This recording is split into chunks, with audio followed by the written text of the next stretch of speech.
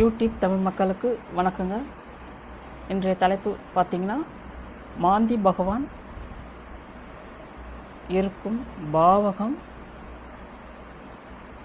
அந்த பாவகத்தோட உறுப்பு பாதிப்புகள் என்ற தலைப்பு தான். பொதுவாகவே மாந்தி பகவானை எல்லா கிரகங்களை விட வலிமையானவர் பார்த்திங்கன்னா, ஃபஸ்ட்டு முதன்மையானது வந்து ராகு கேதுக்கள் தான். ஆனால் அதுக்கும் மேலே பார்த்திங்கன்னா மாந்தி பகவான் வருவார். இப்போ நம்ம யாருக்கு எது பயந்தாலும் மாந்தி பகவான் இருக்கிற பாவத்தில் வந்து நம்ம வந்து கொஞ்சம் எச்சரிக்கையாக தான் இருக்கணுங்க. அந்த உறுப்புகளாக இருக்கட்டும், இல்லை அந்த உறவுகளாக இருக்கட்டும், நம்ம வந்து எச்சரிக்கையாக இருக்கணும். ஏன்னா அடுத்த ஒரு வீடியோவில் வந்து மாந்தி பகவான் இருக்கும் உறவுகள் பற்றி நம்ம பேசுவோம். இப்போ நம்ம உறுப்புகள் மட்டும் தலைப்பு எடுத்திருக்கோம், அதுக்கு மட்டும் நம்ம பேசுவோம். இந்த மாந்தி பகவான் இது பரிகாரம் வந்து நம்ம கடைசியாக சொல்லிக்கலாம். ஏன்னா அவர் இருக்கிற ஒவ்வொரு உறுப்புக்கும் எது பாதிக்குது என்று தான் பார்ப்போம். இப்போ மாந்தி பகவான் பார்த்திங்கன்னா அவர் அதாவது லக்கணம்ன்றது லான்றது எல்லாருக்கும் தெரியும். லக்கணம் என்ற ஒரு பாவத்தில் வந்து பார்த்திங்கன்னா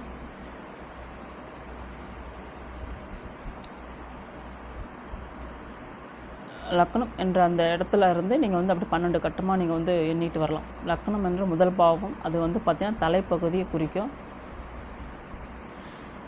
தலைப்பகுதி குறிக்கும்போது தலையில் வந்து கண்டிப்பாக எதில் ஒரு அடிபட்டிருக்கும். அதாவது சின்ன வயசுலேயே நடந்திருக்கலாம், இல்லை ஒரு முறையாவது வாழ்க்கையில் எல்லாருக்குமே அது நடக்கும். அந்த சின்ன வயசு நடந்திருக்கலாம், நடுத்தர வயசு நடந்திருக்கலாம், இல்லை கடைசி காலத்தில் நடக்கலாம். இப்போ இதுவரையிலும் எதுவுமே நடக்கலைன்றவங்க நீங்கள் வந்து அதுக்கு என்ன பண்ணணுன்றதை நான் வீடியோ கடைசியில் சொல்கிறேன். அப்போ தான் உங்களுக்கு புரியும். ஆனால் தலையில் வந்து உங்களுக்கு அதில் பாதிப்பு இருக்கும். ஏதாவது ஒரு கட்டியாக இருக்கலாம், கேன்சராக இருக்கலாம், இல்லை ஆக்சிடென்ட் ஒரு பிரச்சனையாக இருக்கலாம். ஆனால் தலையில் வந்து கண்டிப்பாக ஒரு பிரச்சனைகள் கண்டிப்பாக தலைபாகத்தில் வந்து நமக்கு கொடுக்கும். அதே இரண்டாவது பாகத்தில் மாந்தி பகவான் இருந்தார்னா முகத்தில் வந்து ஏதாவது ஒரு வெட்டுக்காயமோ, இல்லை தீக்காயமோ, இல்லை வந்து இந்த ஆக்சிடென்டான ஒரு காயமோ, இல்லை வந்து வேறு ஏதாவது இந்த வாய் புற்று,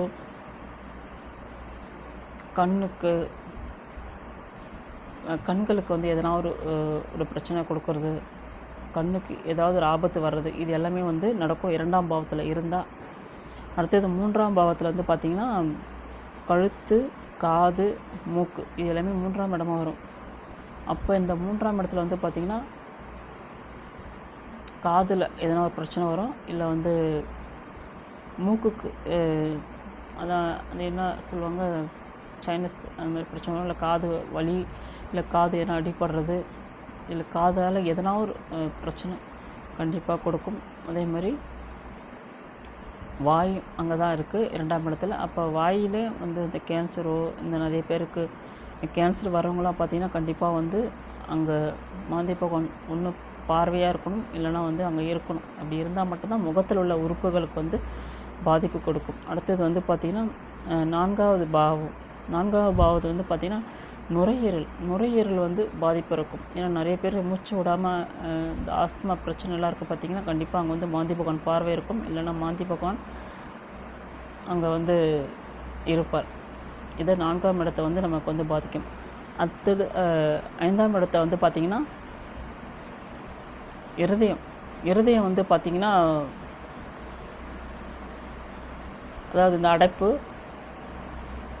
இருதய அடைப்பு, இந்த வால்வு சுருங்குறது கொள்றதெல்லாம் பார்ப்போம் இல்லைங்களா. அடுத்து வந்து ஹார்ட் அட்டாக் வர்றது, இல்லை அறுவை சிகிச்சை பண்ணுறது, இல்லை எதனாவது மார்பு பகுதியில் அடிபடுறது, இது எல்லாமே வந்து பார்த்திங்கன்னா அங்கே ஐந்தாம் இடத்துல மாந்தி பகவான் இருக்கிறதால. அடுத்தது வந்து ஆறாம் இடத்துல வந்து பார்த்திங்கன்னா வயிற்றுப்பகுதியாக இருக்கும். வயிற்றுப்பகுதின்னு பார்த்திங்கன்னா அங்கே வந்து நமக்கு ஏதாவது கட்டிகள், இல்லை வந்து அதாவது எந்த கட்டியாக இருந்தாலும் சரி, இல்லை அறுத்து ஆப்ரேஷன் பண்ணுற மாதிரி இருந்தாலும் சரி, எதுவாக இருந்தாலும் சரி, அங்கே வந்து மாந்தி பகவான் பார்வையோ இருப்போ கண்டிப்பாக இருக்க வேண்டும். அப்படி இருந்தால் அது கண்டிப்பாக அதுவும் நடக்கும். அடுத்தது வந்து ஏழாம் பாவம் வந்து பார்த்திங்கன்னா கிட்னி தான் குறிக்கும். கிட்னியில் கல்லீரல் அது எல்லாமே அதுக்குள்ளேயே வந்துடும். அப்போ கிட்னி ஃபெயிலர் ஆகிறதும் சரி, அந்த யூரினரி எந்த பிரச்சனை இருந்தாலும் பார்த்திங்கன்னா அது, அதாவது கிட்னி கல் சொல்லுவாங்களா, கிட்னி கல், அது யூரினில் கிட்னியில் எதனா ஒரு ஆப்ரேஷனு, அது நிறைய சொல்கிறாங்க. இது எல்லாமே வந்து பார்த்திங்கன்னா அங்கே மாந்தி போகணும் இருந்தால் அந்த தொந்தரவுகள் கொடுப்பார். அவர் பார்வை பார்த்தால் அந்த தொந்தரவுகள் கொடுப்பார். அடுத்தது வந்து 8ஆம் இடம் வந்து பார்த்திங்கன்னா மர்ம உறுப்புகள். மர்ம உறுப்புனா நமக்கு வந்து எல்லாருக்கும் தெரியும், நமக்கு வந்து ஆசன வாய் உறுப்புகள் தான். இது வந்து பார்த்திங்கன்னா அந்த மர்ம உறுப்பை வந்து பாதிக்கும். அங்கே ஏதாவது ஒரு கேன்சர் கட்டியாக இருக்கலாம், இல்லை அது வந்து கேன்சர் கட்டியாக இருக்கலாம், இல்லை அங்கே ஏதாவது ஒரு பிரச்சனை இருக்கலாம், இல்லை அங்கேயாவது அடிபடலாம். இந்த மாதிரி அந்த இடத்துல நமக்கு வந்து பிரச்சனைகள் கிடைக்கும். அடுத்தது வந்து பார்த்திங்கன்னா 9ஆம் இடம். 9ஆம் இடம் வந்து தொடைப்பகுதி வந்து பார்த்திங்கன்னா மாந்தி பகவான் பார்வை இருந்தாலும் சரி, அவர் அங்கே இருந்தாலும் சரி, 9ஆம் இடம் வந்து தொடைப்பகுதி என்பது பார்த்திங்கன்னா அங்கே வந்து ஒரு அறுவை சிகிச்சை நடந்திருக்கலாம், இல்லை வந்து தொடையில் அடிபட்டிருக்கலாம், இல்லை வந்து எலும்பு வந்து உடஞ்சி இந்த பிளேட் வேணால் வச்சுருக்கலாம். ஆக மொத்தம் தொடைப்பகுதி நமக்கு வந்து பாதிக்கும். அடுத்தது வந்து பார்த்திங்கன்னா 9ஆம் இடம். 10ஆம் இடம் வந்து பார்த்திங்கன்னா 10ஆம் பாவகம். அது வந்து முழங்கால், நம்மளோட முட்டி பகுதி. அந்த முட்டி பகுதி வந்து 10ஆம் பாவமாக வரும். அந்த இடம் பார்த்திங்கன்னா இப்போ நிறைய பேருக்கு இந்த வளர்ச்சி நடக்கிறது, அதாவது நல்லாவே இருப்பாங்க, திடீர்னு பார்த்திங்கன்னா அவங்களுக்கு ஏதோ கீழ்வாதம் மாதிரி வந்துட்டு வளைச்சி நடப்பாங்க, இல்லை முட்டி வலி அதிகமாக வர்றது அப்படின்றது, அந்த ஏதாவது முட்டி சார்ந்த ஒரு அடிபடுறது, இல்லை முட்டியில் எதனா ஒரு கிண்ணம் வைக்கிறது, இது மாதிரி ஏதாவது ஒரு பிரச்சனை வருதுனாலே அது வந்து இந்த மூட்டு வந்து மாந்தி பகவான் பார்வையோ அங்கே இருப்போ இருக்கிறதுனால தான். அடுத்தது வந்து 11ஆம் பாவம் வந்து பார்த்திங்கன்னா கால்கள், நம்மளோட கெண்டைக்கால். இந்த கெண்டைக்காலில் வந்து பார்த்திங்கன்னா அதுவும் அதே மாதிரி தான், அறுவை சிகிச்சை பண்ணியிருந்தாலும் சரி, இல்லை அடிப்படும், அப்படி இல்லை ஏதாவது கட்டி ஏதாவது அங்கே என்ன பிரச்சனை நம்ம எல்லாமே வந்து கெண்டைக்காலை வந்து பாதிக்கும். அடுத்தது வந்து பாதம், 12வது பாவம் வந்து பார்த்திங்கன்னா பாதம். அந்த பாதம் வந்து பார்த்திங்கன்னா இதே தான். இந்த 12இல் இருக்கும் மாந்தி பகவானும் 11இல் இருக்கிற மாந்தி பகவானும் பார்த்திங்கன்னா கால் வந்து சிறுத்து தான் இருக்கும், அந்த தேஞ்ச பாதம் மாதிரி இருக்கும். 12ஆம் இடத்துல இருக்கிற மாந்தி பகவான் அவங்க ரொம்ப வந்து தேஞ்ச பாதம் மாதிரி இருக்கும். ரொம்ப தூரம் அவங்களால நடந்தாலே கால் வலிக்க ஆரம்பிச்சிடும். அதாவது 11ஆம் பாவத்தில் இருக்கிற மாந்தியாலும் சரி ரொம்ப தூரம் நடக்க முடியாது. 10ஆம் பாவத்தில் இருக்கிற மாந்தியாலையும் கொஞ்சம் தூரம் நடந்தாலே முட்டி வலிக்குது சொல்லுவாங்க. அடுத்து 11ஆம் பாவத்தில் இருக்கிறவங்க அவங்க வந்து கால் வலிக்குது, ரொம்ப நேரம் நிற்க முடியல அப்படி சொல்லுவாங்க. 12ஆம் பாவத்தில் இருக்கிறவங்க ரொம்ப தூரம் நடக்கவே முடியாது, என்னால் நடக்கவே முடியல அப்படின்னு அவங்க வந்து சோர்ந்து உட்காந்துருவாங்க. இது வந்து ஏன்னா கால் பகுதியில் வந்து மாந்தி பகவான் வந்தாலே வந்து பிரச்சனை தான். இது பொதுவாக ஒரு விதி இருக்குது, 11ஆம் பாவத்தில் மாந்தி இருந்தால் நல்லதுன்னு. ஆனால் நல்லது தான், அங்கே ஒரு சுபர் பார்க்கணும். மாந்தி பகவானை ஒரு சுபர் வந்து பார்த்தாருன்னா கொஞ்சம் நல்லாயிருக்கும். மாந்தி பகவானாலே பெருக்கிறது தான், எந்த ஒரு விஷயம் பெருக்கிறது தான். சுபர் பார்க்கும்போது இந்த பாதிப்பு இருக்குது. அதேமாரி நான் சொன்ன எல்லா பாவத்துலேயும் இருக்கிற விஷயங்கள் எல்லாமே வந்து ஒரு சுக்கிரனோட பார்வையோ, சுக்கிர பகவான் பார்வையோ, இல்லை குரு பகவான் பார்வையோ, சந்திர பகவான் பார்வை, இது மாதிரி சுபர்கள், புதன் பகவான் பார்வை இருந்துட்டால் ஓரளவுக்கு கொஞ்சம் ஒரு 50% நமக்கு வந்து பிரச்சனை இருக்காது. இல்லாத ஒரு தழும்பு இல்லை வெட்டு காயம் ஏதாவது கண்டிப்பாக நான் சொன்ன ஒவ்வொரு உறுப்புகளையும் அது மாந்தி பகவான் இருக்கும்போது அந்த இடத்துல நமக்கு இருக்கும். இதுதான் ஏன்னா இது ஒரு ஜென்மத்தில் நம்ம யாராவது இறந்தவர்களுக்கு வந்து, இல்லை நம்மளால் இறந்தவர்களாக இருக்கணும், இல்லைனா வந்து நம்மளால் காயம்பட்டவங்களாக இருக்கணும், காயம்பட்டு இறந்தவங்க, இந்த மாதிரி ஏதோ ஒரு வழியாக வரதாக தான் அந்தந்த பாவத்தில் வந்து மாந்தி பகவான் வந்து நமக்கு வந்து உட்காந்து அவர் வந்து நமக்கு துன்பத்தை கொடுப்பார். இது எல்லாத்துக்குமே மெயின் காரணம் இந்த மாந்தி பகவான் சரி செய்யணும். அதாவது முற்றிலுமாக ஒரு 90%க்கு ஓரளவுக்கு நம்ம தெய்வ வழிபாட்டாலையும் பரிகாரத்தாலையும் பண்ணிக்கலாம். ஆனால் ஒரு 10% கண்டிப்பாக நம்ம அவர் கொடுக்குற, அதாவது சரி பெரிய காயத்தை விட சின்ன காயமாச்சும் கண்டிப்பாக நம்ம அனுபவிச்சு தான் ஆகணும். இதுதான் விதி. ஏன்னா அந்த 10%, ஏன்னா எல்லா கிரகங்களுக்கிட்ட கூட நம்ம தப்பிச்சு வந்துடலாம், மாந்தி பகவான்கிட்ட வந்து நம்ம தப்பிக்கவே முடியாது.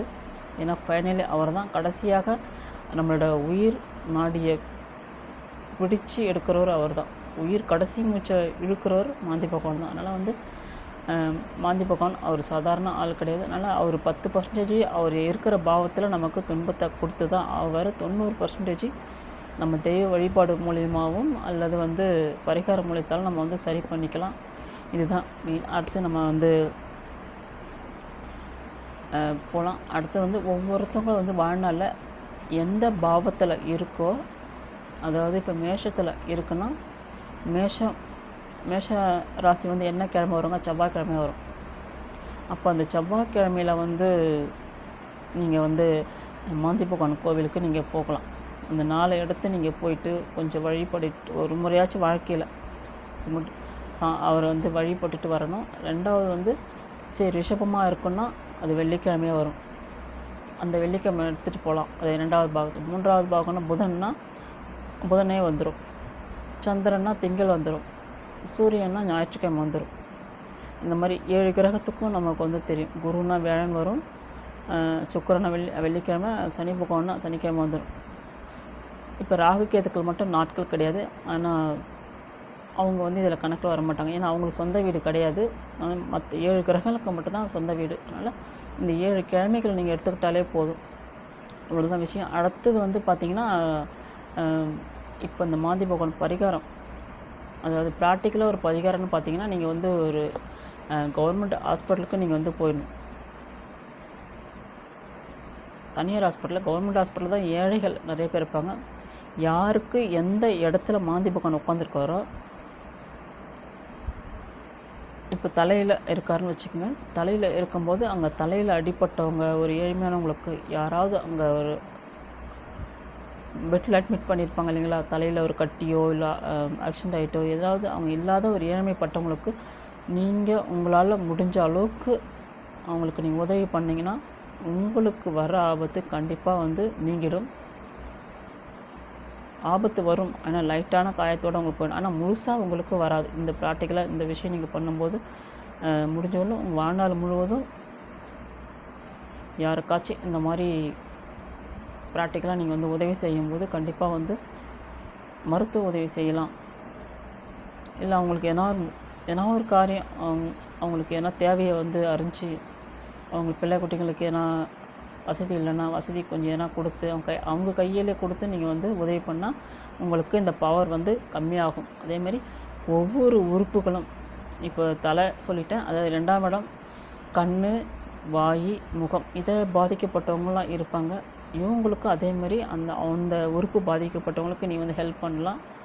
அதேமாரி 3ஆம் இடம் கழுத்து, காது, வாய், கண், மூக்கு. கண் 2ஆம் இடம் தான், சாரி. மூக்கு, வாய், காது, இந்த கழுத்து, இந்த உறுப்பு பாதிக்கப்பட்டவங்களுக்கு அதே மாதிரி நீங்கள் வந்து உதவி பண்ணலாம். 4ஆம் இடம், நான் வீடியோ வந்து அதிகமாக போயிட்டே இருக்கும், அதனால் வந்து நான் ஷார்ட்டாக சொல்கிறேன். நீங்கள் வந்து ஏற்கனவே சொன்னதை வச்சு நீங்கள் அப்படியே புரிஞ்சுக்கங்க. 4ஆம் இடம் என்பது நுரையீரலில் சுவாசிக்க முடியாமல் யார் இருக்காங்களோ அந்த ஹாஸ்பிட்டலில் அவங்களுக்கு நீங்கள் போய்ட்டு உதவி பண்ணிக்கலாம். 5ஆம் இடம் இதயமாக வரும், அவங்களுக்கு அதேமாரி இதயம் பண்ணிக்கலாம். 6ஆம் இடம் வயிறாக வரும். இந்த வயிற்று பிரச்சனை உள்ளவங்களுக்கு நிறைய பேர் ஆப்ரேஷனோ இல்லை வந்து இந்த வயிற்று பிரச்சனை நீங்கள் வந்து மெயினாக ப்ரெக்னெண்ட்டாக இருக்கிறவங்களுக்கு கூட நீங்கள் எடுத்துக்கலாம். ஏன்னா அவங்களுக்கு இல்லாத ஒரு தாய்மார்களுக்கு நீங்கள் வந்து ஏன்னா உதவி பண்ணலாம். அடுத்தது 7 வந்து கிட்னி பிரச்சனையாக வரும். அந்த கிட்னி பிரச்சனை உள்ளவங்களுக்கு நீங்கள் வந்து இந்த டயலிஷன் போகிறவங்க அது பண்ணுறவங்க அவங்களுக்கு ஏதாவது மருத்துவ உதவி நீங்கள் பண்ணிக்கிட்டே வந்தீங்கன்னா அதுவும் உங்களுக்கு உங்களோட கிட்னி பாதிப்பு. அதாவது இப்போ நான் சொல்லி வந்த எல்லா நோய்களுமே ஒவ்வொருத்தங்க இன்னும் எதுவுமே ஆகலைன்னு இருப்பாங்க, ஒவ்வொருத்தங்க ஆனவங்களும் இருப்பாங்க. அந்த மாதிரி இருக்கிறவங்களாம் பார்த்திங்கன்னா இந்த பாதிப்பு அடைஞ்சவங்களும் சரி பாதிப்பு அடையாதவங்களும் சரி இந்த செய்யும்போது அந்த பாதிப்பு அடைஞ்சவங்களுக்கு குறைஞ்சிட்டே இருக்கும், திரும்ப வர அதிகமாகாது. எந்த பாதிப்பும் எனக்கு இந்த மாதிரி இந்த உறுப்பில் எதுவுமே இல்லைன்றவங்க அவங்களுக்கு அறியாமல் நிறைய உதவி பண்ணியிருப்பாங்க. அந்தமாரி பண்ணியிருந்தாலும் கண்டிப்பாக வந்து இல்லை உறவுகளுக்கு உதவி பண்ணால் கூட அந்த பாவத்தோட உறவு இருக்குது, நான் அடுத்த வீடியோவில் போடுறேன் பாருங்கள். அந்த பாவத்தோட உறவுக்கு செஞ்சதாக கூட அது ப்ராக்டிக்கலாக வந்து உங்களுக்கு நல்ல ஒரு ரிசல்ட்டு கிடைக்கும். அதே மாதிரி இப்போ இந்த மாதிரி உறுப்புகள் ஒவ்வொரு உறுப்புக்கும் பாதித்த அந்த உங்களுக்கு லக்னத்தில் 1ஆம் பாவத்தில் இருந்து லக்னத்தில் இருந்து 12 பாவத்துக்கும் எந்த உறுப்பு பாதிச்சிருக்கோ அந்த உறுப்பு பாதிக்கப்பட்ட நபருக்கு நீங்கள் உதவி பண்ணும்போது உங்களுக்கு பாதிப்பு கம்மியாக இருக்கும். அதேமாரி வாழ்நாள் ஒரு முறையாவது உங்களோட மாந்தி பகவான் இருக்கும் கிழமை அன்னைக்கு நீங்கள் வந்து மாந்தீஸ்வரர் கோயிலுக்கு நீங்கள் வந்து போயிட்டு வரலாம். மாந்தீஸ்வரர் கோயில் ஏன்னா 2-3 கோவில் சொல்லியிருக்காங்க. ஏன்னா வந்து நான் தெளிவாக ஒரு கோயிலை சொல் நீங்கள் மாந்தி பகவான் கோவில்னாலே வந்து கூகுளில் போட்டாலே உங்களுக்கு வந்துடும். அந்த மாதிரி எனக்கெல்லாம் நெக்ஸ்ட்டு அடுத்த வீடியோவில் சொல்கிறேன். ஏன்னா ஒரு 2-3 கோவிலில் முக்கியமான எந்த கோவிலான்னு வந்து இப்போதைக்கு எனக்கு ஞாபகம் இல்லை. அதனால் ஒரு 3 கோவில் என்னோடய ஆஸ்ட்ரோ சொன்னார். அதில் வந்து அதை நான் வந்து உங்களுக்கு தெரிவிக்கிறேன் அடுத்த வீடியோவில். அதுமாதிரி நீங்கள் ஒரு மாந்தீஸ்வரன் கோவிலுக்கு வந்து நீங்கள் ஒரு முறை வாழ்நாளில் ஒரு முறையாச்சும் போயிட்டு வந்தாலும் கூட உங்களுக்கு நல்ல பலன் கிடைக்கும். இந்த பாதிப்பு இருக்காது. ஏன்னா எல்லாரு கட்டத்துலேயுமே நீங்கள் வந்து மாந்தி பகவான் கண்டிப்பாக இருப்பார். இல்லாத யாருமே இல்லை. ஏன் அப்படின்னு பார்த்தீங்கன்னா ஒவ்வொரு மனுஷனும் இறந்ததுக்கப்புறமும் துன்பம் கொடுத்துருப்பான், இருக்கும்போது துன்பம் கொடுத்துருப்பான். அது வழி வழியாக வந்திருக்கும். அது நிவர்த்தி பண்ணாமல் அதை பண்ணிகிட்டு இருந்தோம்னா மாந்தி பகவான் இருப்பார். ஆனால் அதிக துன்பம் கொடுக்காத இடத்துல அவர் உட்காந்துருப்பார்.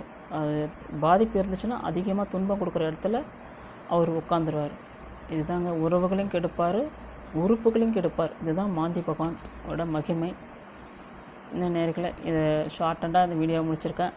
இந்த வீடியோ பிடிச்சிருந்தால் லைக் பண்ணுங்கள், சப்ஸ்கிரைப் பண்ணுங்கள். அடுத்தது மாந்தி பகவான் இருக்கும் உறவுகளை பற்றி அடுத்த வீடியோவில் நம்ம பார்க்கலாம். நன்றி, வணக்கம்.